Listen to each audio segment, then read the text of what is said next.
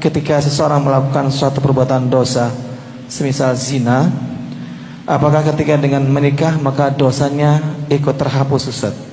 Kalau belum, apa yang harus dilakukan, Ustaz? Silakan, Ustaz. Baik. Bismillah walhamdulillah wassalatu wassalamu ala Rasulillah wa ala alihi wa sahbihi wa man walah.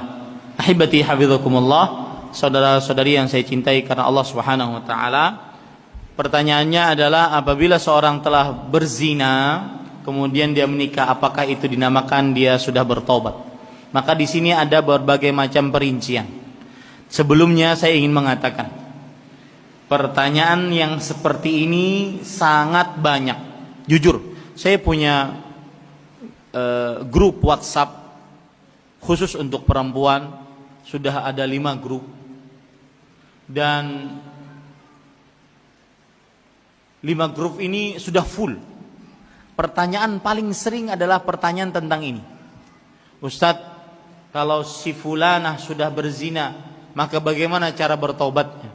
Ustadz, bagaimana cara bertobat orang yang berzina dan menikah dalam keadaan hamil? Ustadz, terus pertanyaan yang seperti sangat banyak. Ini menunjukkan bahwasanya di tengah para pemuda-pemudi sudah sangat banyak perzinahan.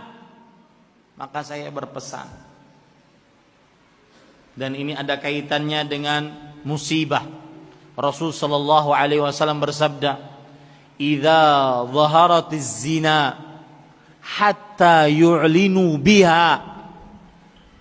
Jika telah nampak perbuatan zina di zaman sekarang. Zina itu apa, Pak? Di dalam bahasa Arab, bahasa Al-Quran, zina itu al-fahisyah. Allah Subhanahu wa taala berfirman, "La tattabi'u khutuwati syaitan, innahu kana ya'muru bil fahsya'i wal munkar." Janganlah kalian mengikuti langkah-langkah syaitan. Sesungguhnya syaitan memerintahkan kepada perbuatan fahsya. Fahsya jamak dari fahisyah. Fahisyah, kata Al-Hafidz Ibnu Hajar, kalimatun tutlaqu ala zina. Fahisyah kata yang apabila diucapkan maka maksudnya adalah perzinahan. Wa ala muqaddimatih, dan segala macam permulaan dari perzinahan. Di zaman sekarang zina atau permulaannya sangat mudah dilihat, dan orang tidak malu-malu lagi. Ciuman di tengah jalan, pelukan di tengah jalan, kemudian goyang 2 jari erotis di tengah jalan, ya, orang tidak malu-malu lagi. Itu adalah muqaddimatul fahisyah, pendahuluan zina. Maka hati-hati para ikhwah, ya.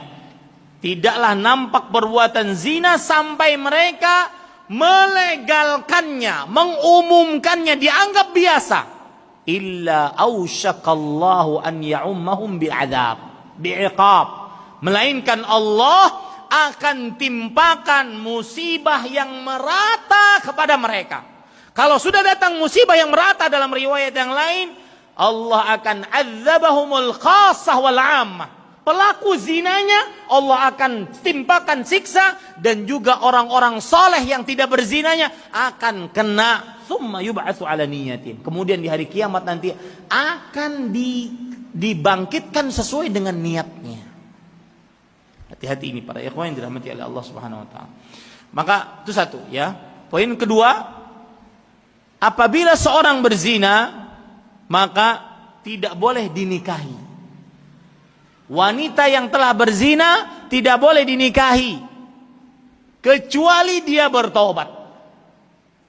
Berdasarkan surat An-Nur surat ke-24 ayat 3, Allah Subhanahu wa taala berfirman, "Az-zani la yankihuha illa zaniyatan aw musyrikah."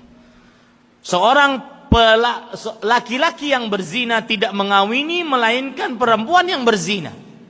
Maksudnya mereka berdua harus bertobat baru menikah. Makanya kalau ditanya tadi, seorang berzina apakah dengan menikah sudah dinyatakan bertobat? Belum. Karena tobat itu maksudnya ada 3. Yang pertama, menyesal atas seluruh perbuatannya. Yang kedua, melepaskan dosa tersebut, tidak berzina lagi. Yang ketiga, yaitu bertekad untuk tidak melakukannya di kemudian hari. Itu yang kedua. Dia harus bertobat sebelum menikah. Yang ketiga, apabila laki-laki berzina, kemudian dengan perempuan, kemudian perempuannya hamil, maka pendapat yang lebih kuat, haram wanita hamil dinikahi. Pernikahannya tidak sah. Kalau seandainya ada yang seperti itu, maka wajib diulang. Kalau tidak, dikhawatirkan dia berzina setiap waktu. Wajib diulang.